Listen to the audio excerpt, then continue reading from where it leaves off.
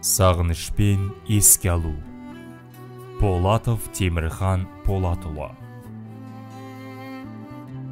Дүниеге келеді адам, кетеді адам. Кімге қоныс болмаған дүние жалған. Алланың бұйрығына дауа бар ма? Өзі берген өмірін өзі алған. Сіз жоқсыз арамызда, жылап қала бердік біз артыңызда. Орның қалдау ортайып асыл әке, не қыларсың, не істерсің бұл тағдырға? Не істерміз, өмірге бағынамыз, еске алып өзіңді жабығамыз. Сол бір асыл бейнеңді жан әкетай, аңсаймыз да бәріміз сағынамыз. Құрметті ағайын туыс бауырлар, құда жекжат, дос жаран және барша көз көрген жамағат.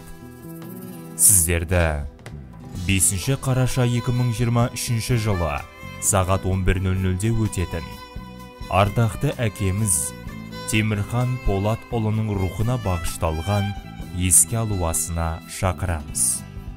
Мекен жайымыз Шымкент қаласы, Бәйдібек би 126/2 Сыргелі мешітінде беріледі. Еске алушы жұбайы, балалары.